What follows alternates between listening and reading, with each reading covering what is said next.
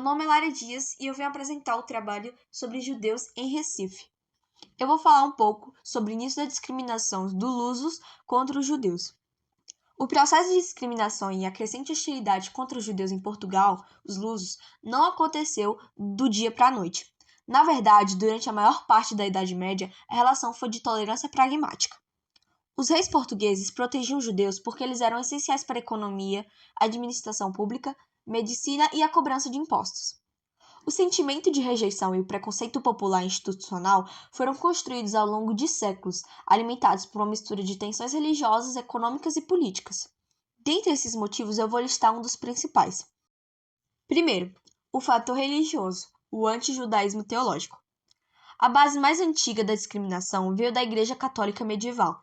A pregação oficial da época frequentemente culpava os judeus pela morte de Jesus Cristo e os retratava como infiéis obstinados a não aceitar o cristianismo e Jesus. Esse discurso criava uma barreira cultural profunda para a população camponesa e analfabeta. O judeu era visto como uma figura misteriosa e perigosa, associada a heresias e rituais profanos. 2. Privilégios reais e o ressentimento econômico. Enquanto o povo passava por dificuldades econômicas, crises de fome e a peste, a comunidade judaica muitas vezes parecia protegida pela coroa.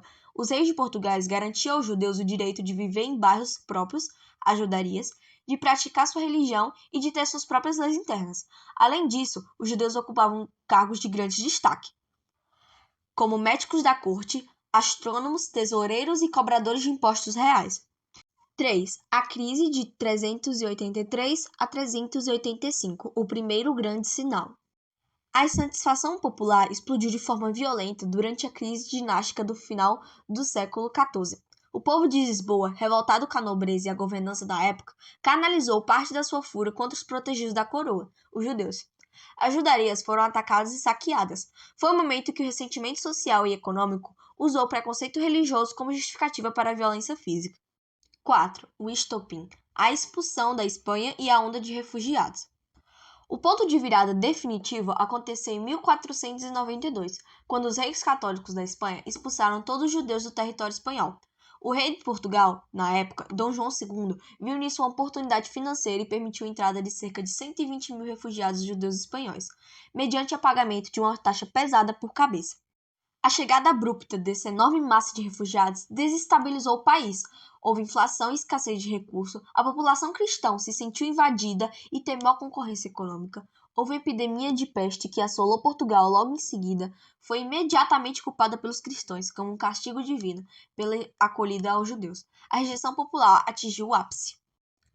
Assim, refletir sobre esse capítulo da história lusa nos convida a compreender o preconceito e a exclusão social raramente começa de forma abrupta. Ela se alimenta de momentos de crise e da busca por bodes expiatórios, sempre uma pessoa para culpar. Estudar o destino dos judeus em Portugal é um lembrete fundamental da fragilidade, da tolerância e da necessidade constante de proteger a diversidade e os direitos das minorias diante das pressões políticas e sociais de qualquer época.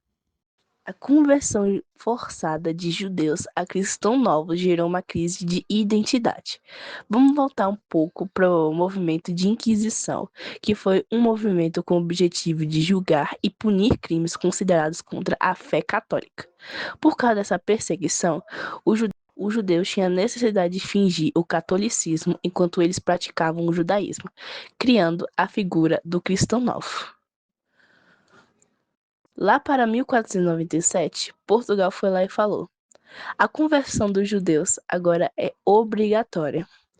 Muitos recém-convertidos buscaram refúgio em Recife e na Olinda, com o simples objetivo de escapar do controle inquisitorial. Mesmo oficialmente católicos, muitos ainda mantinham em segredo o culto e os costumes judaicos, como, por exemplo, acender velas na sexta-feira à noite e evitar carne de porco. Mesmo sendo batizados e frequentando a igreja, os cristãos novos eram estigmatizados. Existia uma crença preconceituosa de que o sangue judeu contaminava a linhagem. Os pobres judeus também eram vistos como suspeitos perpétuos de heresia. Quando teve a expulsão dos holandeses, os judeus foram forçados a fugir. Muitos que decidiram voltar foram capturados pela Inquisição. Boa tarde, meu nome é Nicole e hoje eu falarei sobre os judeus em Recife.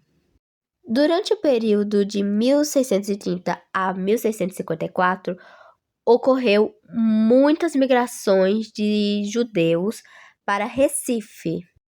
Isso ocorreu principalmente por Maurício de Nassau, o primeiro administrador holandês de Recife.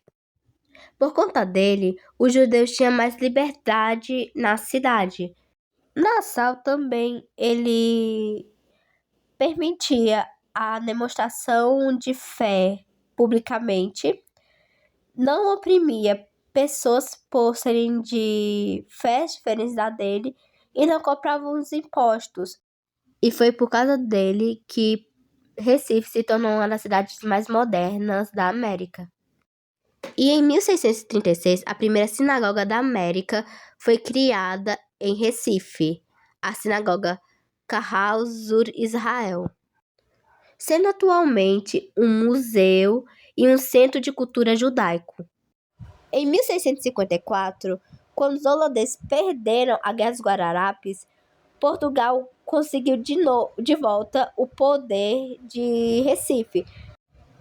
E por isso, muitos judeus prepararam navios, exclusivamente que foi o Volk, e foram para a Nova Amsterdã, que logo se iniciou a fundação de Nova York.